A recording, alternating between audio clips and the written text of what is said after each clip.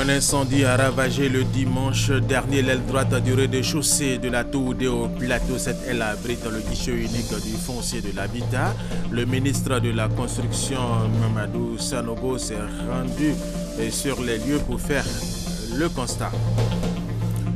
La Bibliothèque nationale est à nouveau pourvue en ouvrages, romans, dictionnaires, encyclopédies d'histoire et de géographie. Au total, près de 1200 livres ont été offerts par le Lions Club Charte Doyen de France et le Lions Club District 403 de Abidjan à cette bibliothèque. La Côte d'Ivoire joue cet après-midi contre le Soudan, match comptant pour la 4e journée de l'éliminatoire de la CAN 2017. Au match aller, les Ivoiriens ont battu les Soudanais par 1-0. Mesdames et messieurs, bienvenue et merci de regarder RTI 1. Nous vous le disions à l'instant dans nos titres qu'un incendie a ravagé le dimanche dernier l'aile droite du rez-de-chaussée de la Toudé au plateau. Cette aile abrite le guichet unique du foncier et de l'habitat. Le ministre de la Construction, Mamadou Sanogo, s'est rendu sur les lieux pour constater les dégâts. Et c'était en présence de Michel Digré. Des murs noircis, des câbles qui pendent, des plafonds ravagés par les flammes. Le matériel bureautique n'a également pas échappé au feu. C'est le constat fait par le ministre de la Construction, Mamadou Sanogo, qui s'est rendu sur les lieux de l'incendie.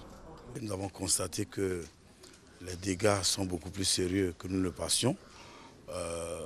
Mais toujours est-il que il faut attendre d'abord de savoir un peu l'origine de cet incendie. Est-ce une origine criminelle? Est-ce une raison de défaillance technique? Nous ne le savons pas.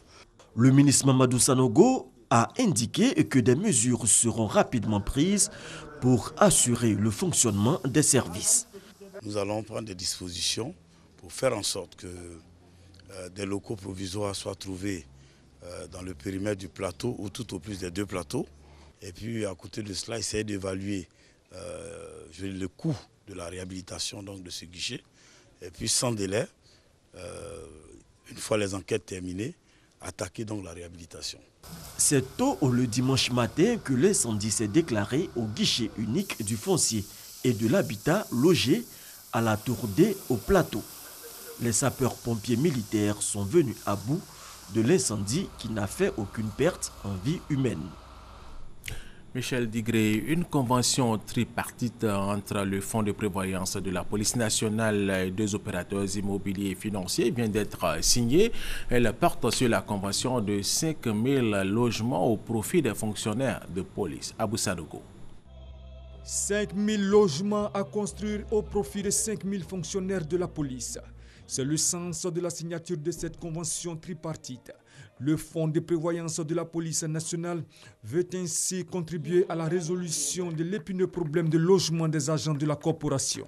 Dans le cadre du présent accord tripartite, le coût du crédit acquéreur a été ramené à 8,25% au lieu de 75% comme indiqué dans la convention que nous avions signée. L'intervention du ministère consistera à reverser dans le compte du bénéficiaire du logement la somme correspondante à son bail, déduction faite des impôts 12%.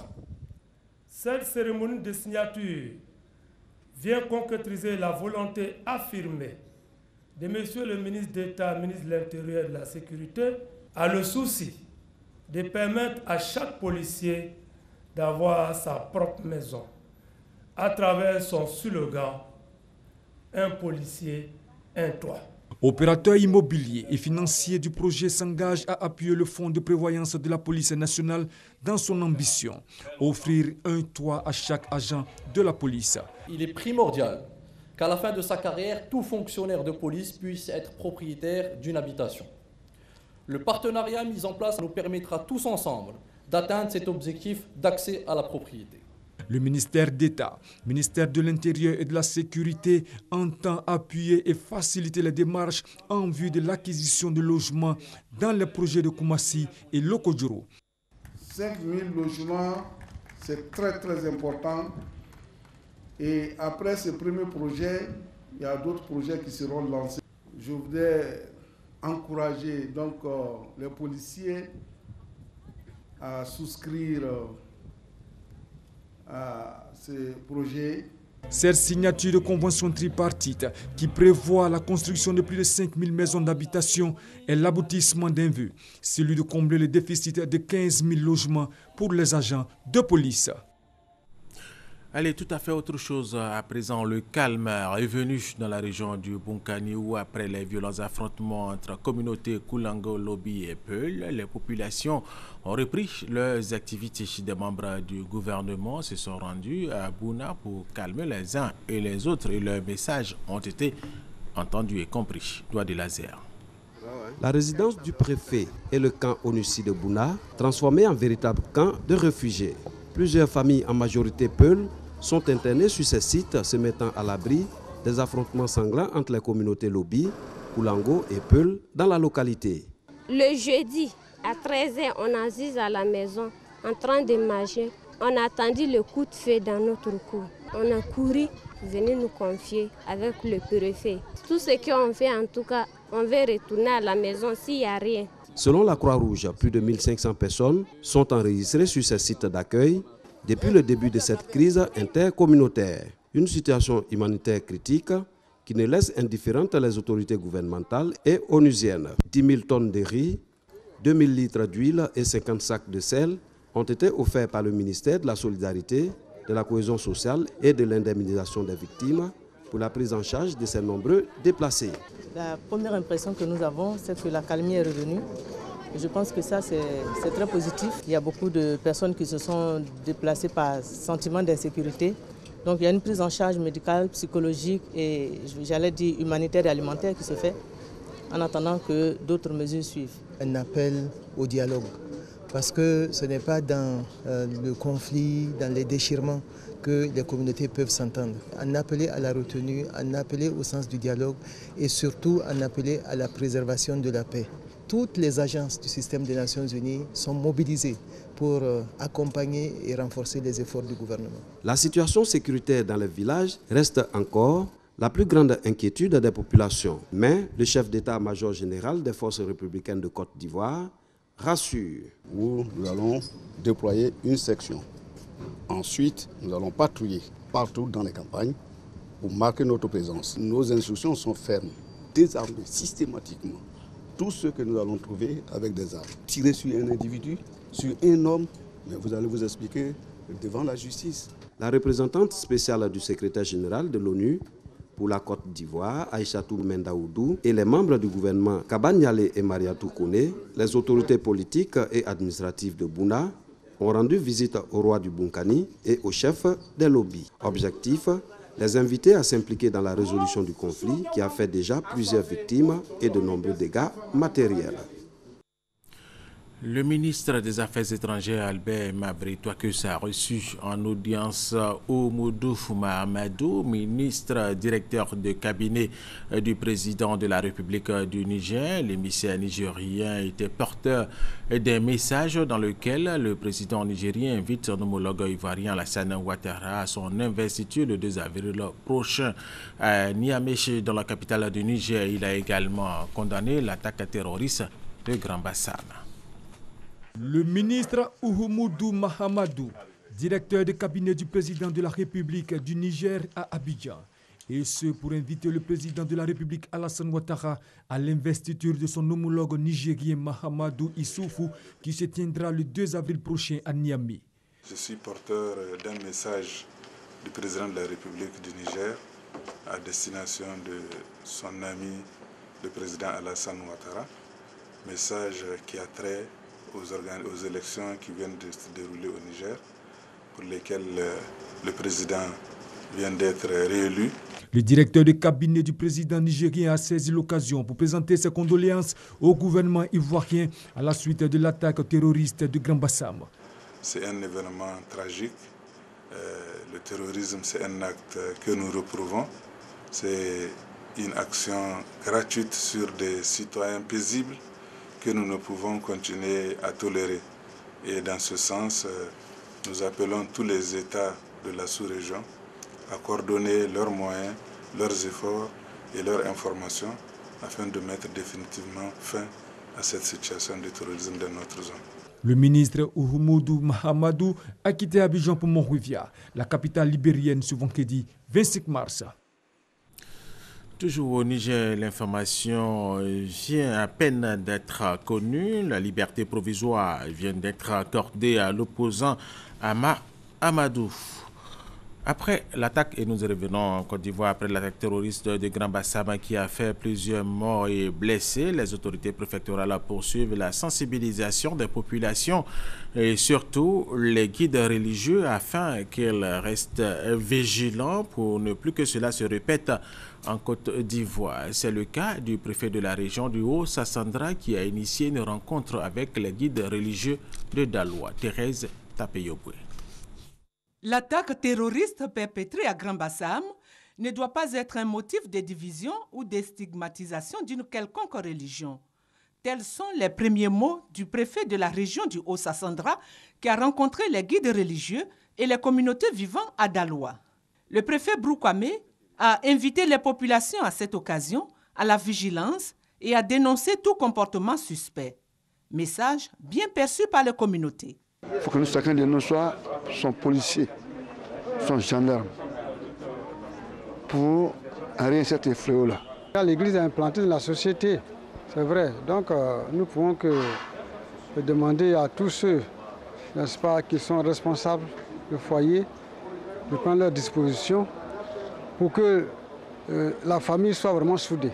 Il est toujours dit qu'aucune sécurité ne peut se faire sans la collaboration de la population. Donc nous en appelons à la population afin qu'elle nous saisisse de tout comportement suspect. Autre sujet abordé au cours de cette rencontre, l'immigration clandestine vers la Libye.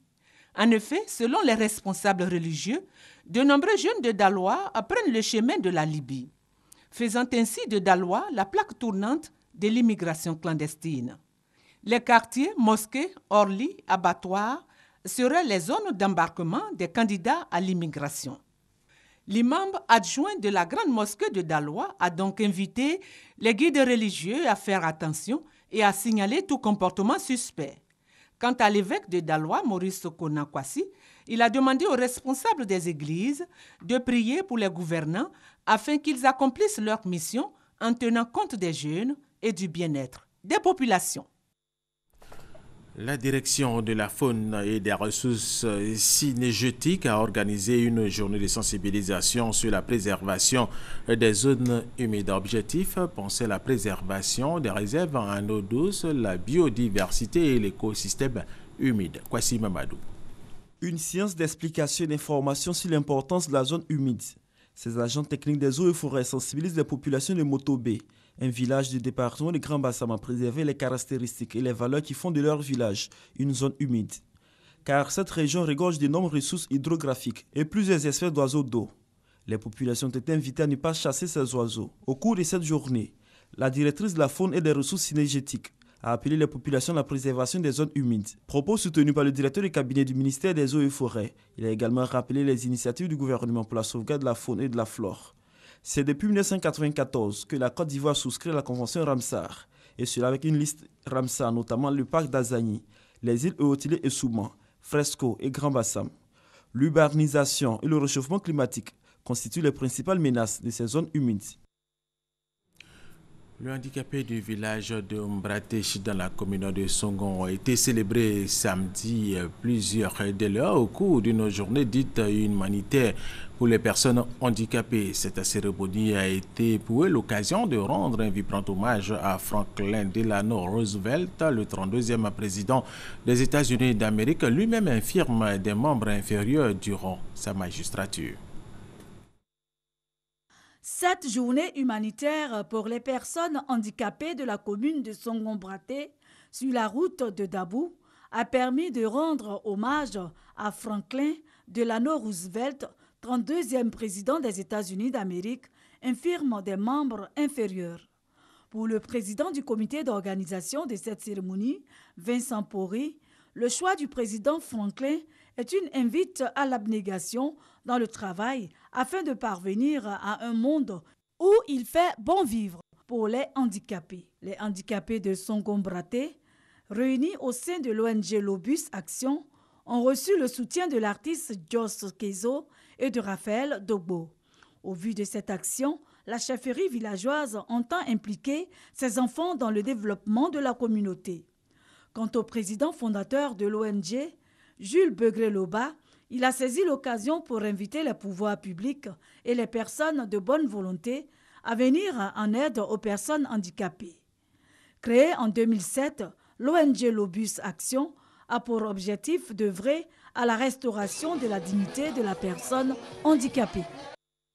Et c'est un reportage d'Honorine Kakoubla à Nigori. Les instituteurs stagiaires de l'inspection de l'enseignement primaire d'Odéné 1 ont reçu une formation visant au renforcement de leurs aptitudes pédagogiques. À la clé, être dotés de solides connaissances pour affronter l'examen du CAP, le certificat d'aptitude pédagogique qui leur ouvre la voie de la titularisation. Eugène Toubé. Ils sont au nombre de 106, les stagiaires formés par l'inspection de l'enseignement primaire d'Odéné 1, circonscription qui couvre les localités de Ménignan, Kagnasso, Goulia et Odéné. L'objectif de cette formation, essentiellement sur le renforcement des capacités pédagogiques, est d'offrir aux instituteurs stagiaires les connaissances nécessaires pour réussir à leur examen de titularisation. L'inspecteur de l'enseignement primaire d'Odéné 1, Babo Assoumane Daniel, est l'initiateur de cette formation sur les questions pédagogiques. Il indique qu'elle s'inscrit dans le cadre de la préparation à l'examen du CAP, certificat d'aptitude pédagogique. La formation, supervisée par l'antenne pédagogique d'Odéné, a permis d'évaluer les stagiaires sur toutes les matières enseignées dans les différentes classes du cycle primaire. Le collège moderne d'Ores Kobrou dans le département d'Agboville vient d'être doté d'un bâtiment de 4 salles de classe. Il est entièrement équipé de tables-bancs et de 2 bureaux d'éducateurs. Le coût du don, plus de 37 millions de francs CFA. Honorine Kakoubla à Nigori. Les élèves du collège moderne d'Ores Kobrou dans le département d'Agboville sont heureux. Ils viennent de bénéficier de la construction de 4 salles de classe entièrement équipées et de 2 bureaux pour éducateurs d'un coût de plus de 37 millions de francs CFA. Le geste du conseil régional de la Niébi-Tiassa vient réduire le déficit d'infrastructures dans cet établissement. Recevant les clés du bâtiment, Nanan Christophe Kariké, chef du village d'Ores Kobrou, a exprimé sa joie aux donateurs. Les représentants des élèves et de la direction régionale de l'éducation nationale d'Agboville ont quant à eux pris l'engagement de prendre soin du joyau. Cependant, le collège moderne d'Ores Kobrou manque d'infrastructures, notamment un terrain de sport et un laboratoire pour des travaux pratiques. Deuxième grand titre de cette édition, la Bibliothèque nationale est à nouveau pourvue en ouvrages, romans, dictionnaires, encyclopédies d'histoire et de géographie. Au total, près de 1200 livres ont été offerts par le Lions Club Charte Doyen de France et le Lions Club District 403 à 2 à Abidjan à la Bibliothèque nationale. Thomas Guessambi. Encyclopédie d'histoire et géographie, dictionnaires, romans manuels scolaires, bref, près de 1200 ouvrages contenus dans ces cartons, bientôt dans les rayons de la Bibliothèque nationale de Côte d'Ivoire. D'un coût global de près de 18 millions de francs CFA, le don entre dans le cadre du projet d'aide à la lecture du Lions Club District 403 Abidjan et du Lions Club Charte Doyen de France. Pour voir la Bibliothèque nationale d'ouvrages de ce type au bénéfice des jeunes constitue un motif de satisfaction pour les responsables. Memel Kassi, directrice du Musée national, représentant la directrice de la Bibliothèque nationale, a rassuré les donateurs de la bonne utilisation des ouvrages. Elle a par ailleurs invité les jeunes à faire de la lecture leur passe-temps favori. Le projet Aide à la lecture, lancé par le Lions Club District 403 à 2 Abidjan, vise à équiper tous les ans 1 ou 2 écoles de la Côte d'Ivoire. Objectif, lutter selon la présidente contre l'illettrisme avec pour moyen la lecture. En dehors de l'éducation, l'organisme bénévole œuvre également dans les domaines de la santé, de l'amélioration du cadre de vie des populations vulnérables et de la protection de l'environnement. Les femmes de Djekanou ont décidé de prendre leur destin en main. Elles travaillent dans une unité de transformation de noix de cajou pour se prendre en charge. On en parle avec Grace Kando. Unité de transformation de noix de cajou à Djekanou. Dans le brouhaha des machines, une dame, Thérèse, est depuis 4 ans trieuse dans cette unité.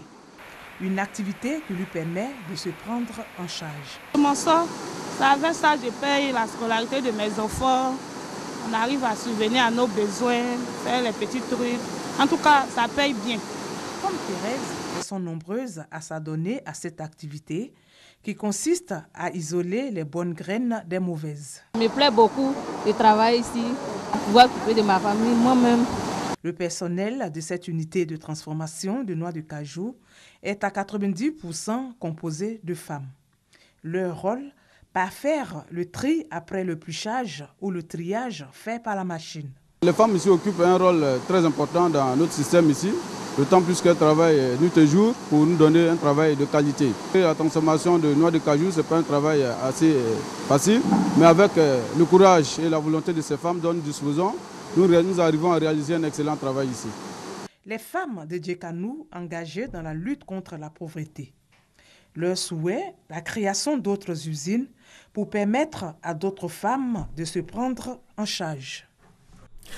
Après Djekanou, rendons-nous à Diéviessou. Diéviessou, village du département de Béoumi, amorce un nouveau pan de son développement. Le village bénéficie désormais d'un château d'eau. Le ministre Sidi Touré a procédé à l'inauguration de cet outil de développement pour le bonheur des populations. Et c'était samedi dernier. Djeneba Ouattara, Léon Broukwame, RT Boaké. Diéviessou, à 17 km de Béoumi, son chef-lieu de département.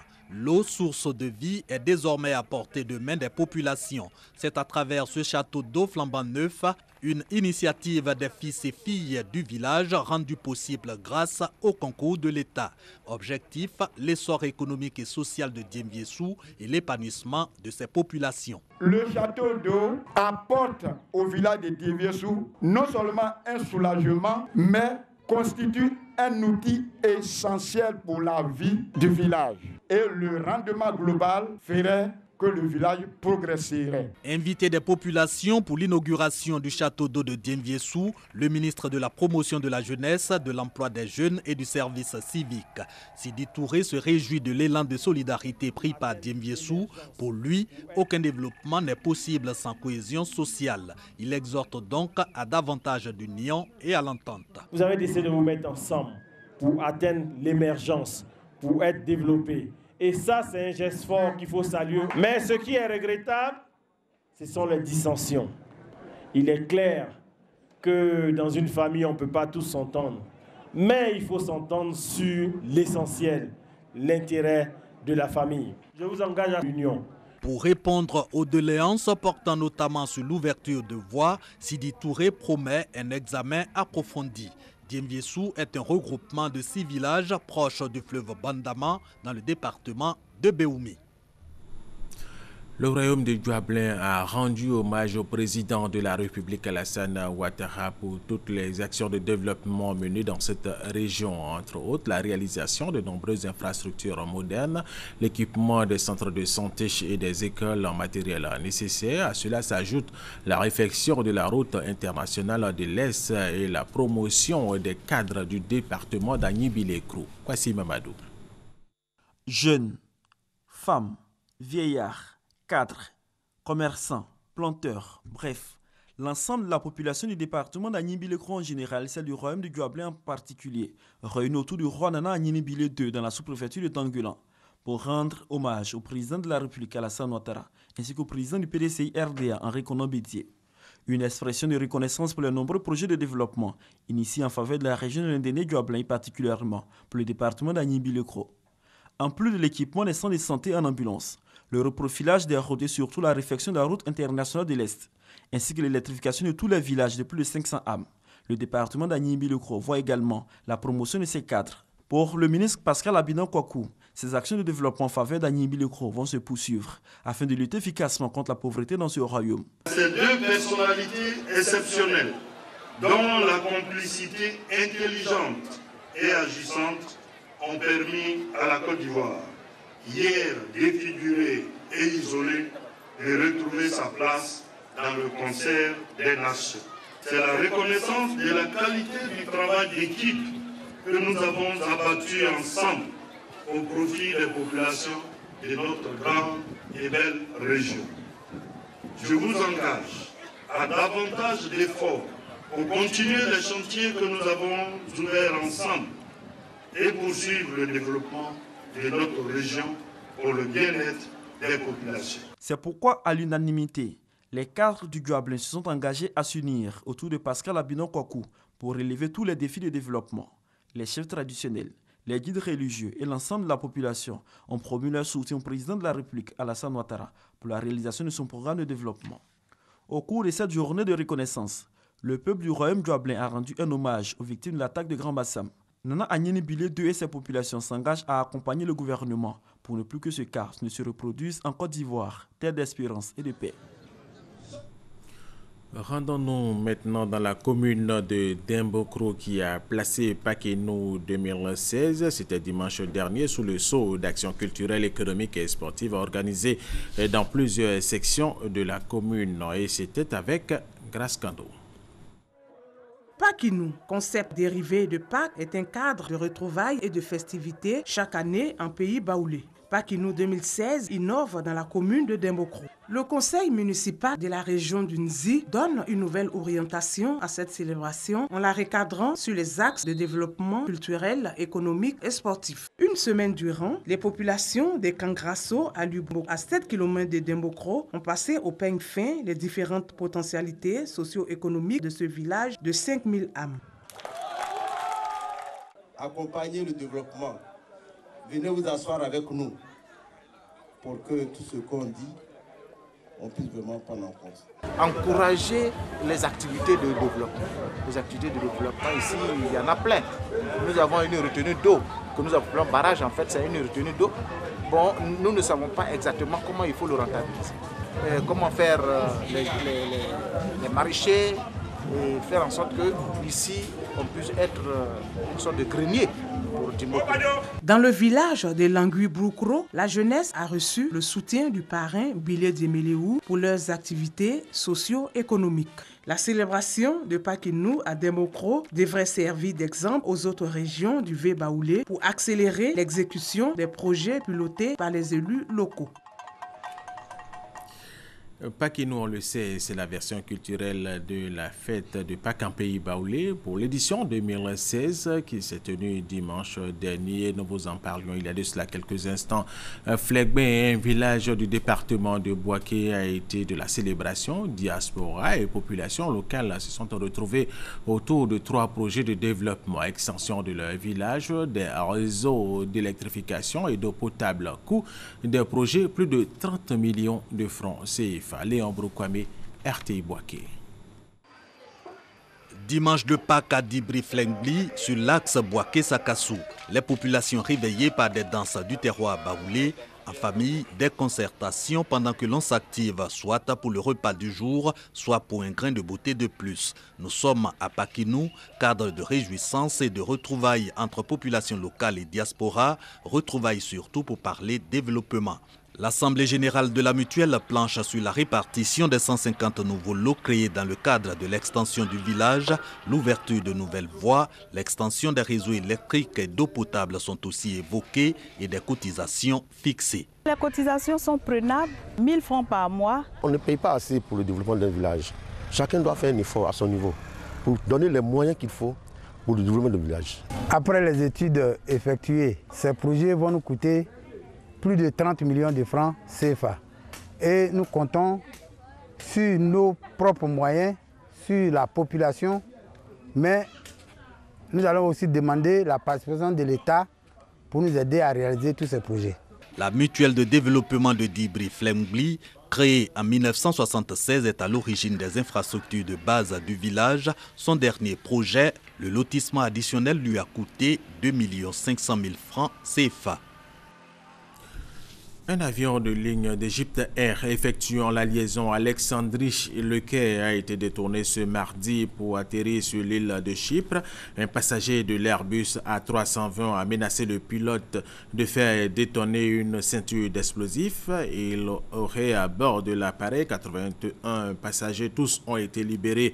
Le preneur d'otage serait un professeur de médecine vétérinaire de l'université d'Alexandrie en Égypte. Il s'est rendu et il aurait agi par motivation personnelle. Il voudra retrouver son ex-épouse qui vit sur l'île. Par ailleurs, il aurait souhaité la libération de plusieurs femmes prisonnières en Égypte. En sport, pour terminer, la Côte d'Ivoire joue cet après-midi contre le Soudan. Match comptant pour la 4e journée de l'éliminatoire de la CAN 2017. Au match aller, rappelons-le, les Ivoiriens ont battu les Soudanais par 1-0. Et c'est la fin de cette édition. Merci de l'avoir suivi. Restez bien sûr avec nous sur RTI 1.